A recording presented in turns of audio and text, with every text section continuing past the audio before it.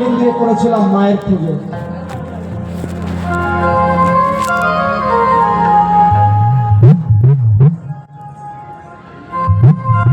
তাই সেই মায়ের কাছে আমার নিবেদন, হে মা এই জগৎকে তুই ভালো রাখিস না, তাই গাইছি সেই মায়ের চরণে আত্মনিবেদন করবো।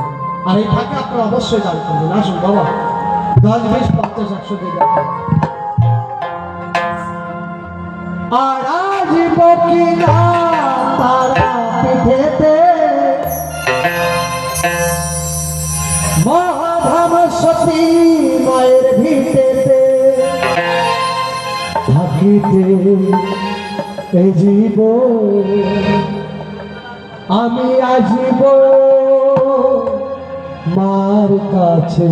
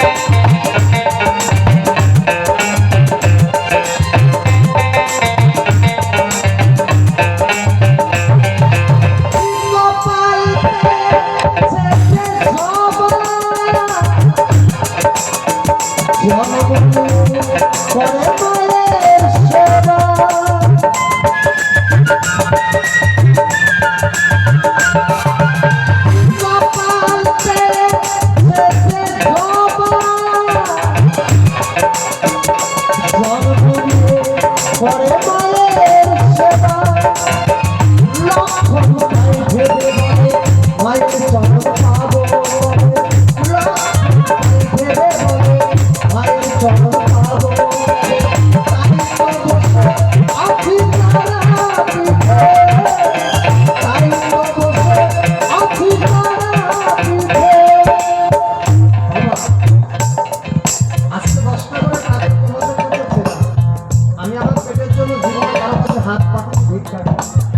কেন? তোমাদের অনুষ্ঠানের জন্য ছিল।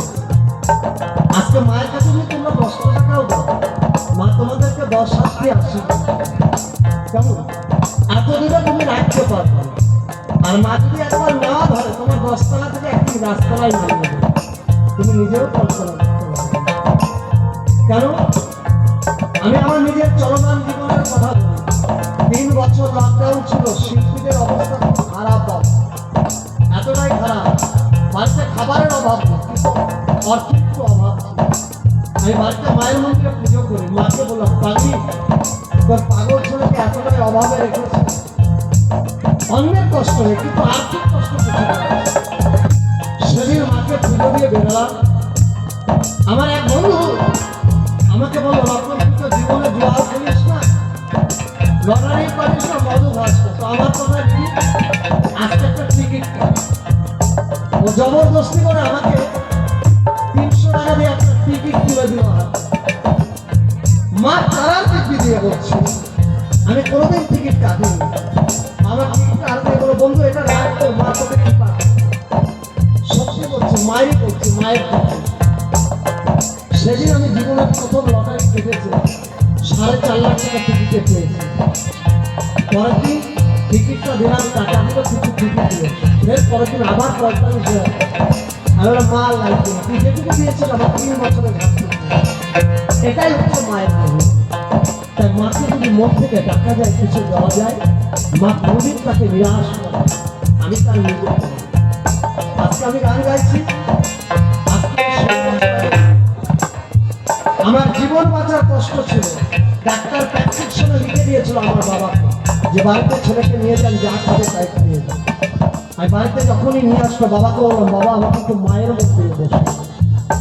তাই 1 ঘন্টা মায়ের মন্দিরে বসেছিলাম, মায়ের সঙ্গে আমার কিছু গোপন তথ্য।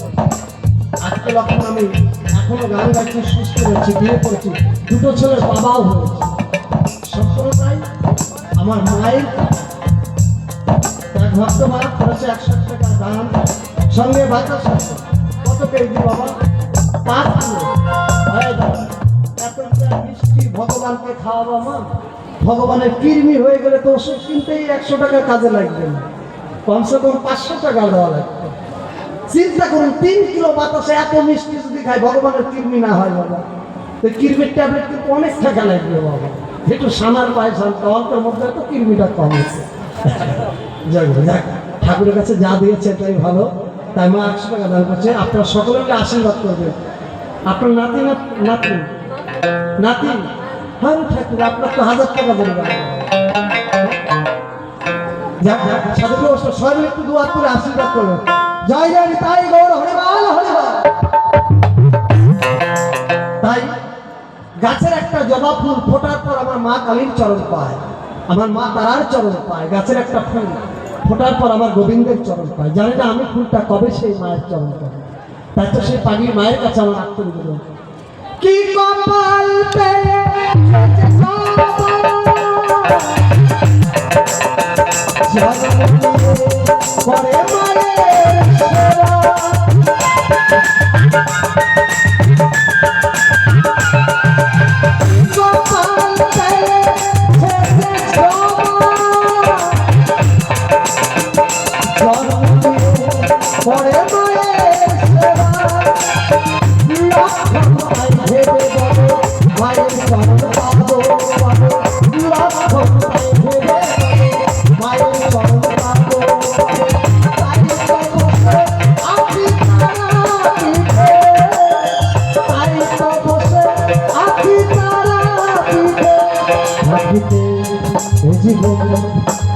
আসবো মার কাছে, থাকিতে জীবন আসবো মার কাছে। আর আসবো মহাধাম সতী মায়ের ভিতে, আর আসবো কিনা তারা পিঠেতে, মহাধাম সতী মায়ের ভিতে থাকিতে জীবন আসবো মার কাছে। থাকিতে এ জীবন আসিব মার কাছে থাকিতে এ জীবন আমি আসিব মার কাছে।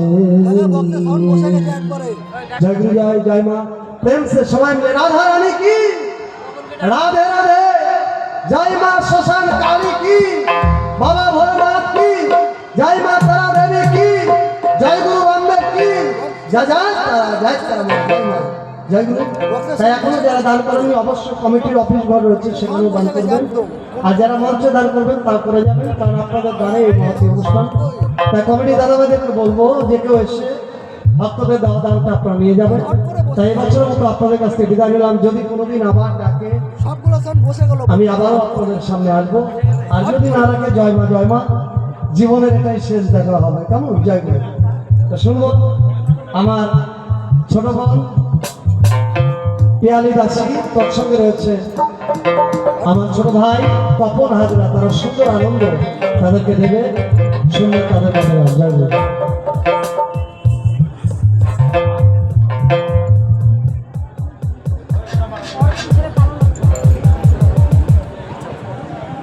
সবগুলো বুঝে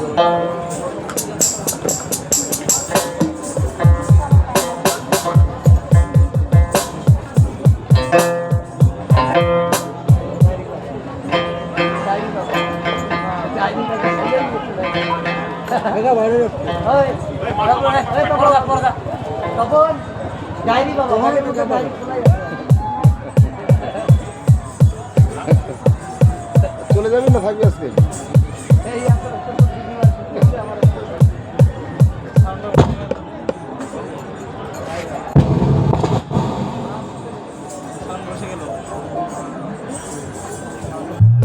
তোদের পিছনে তো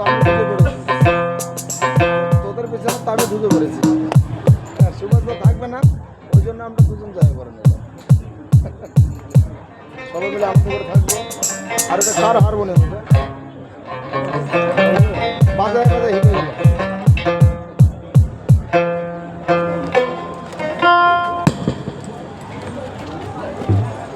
সাওয়ানি বল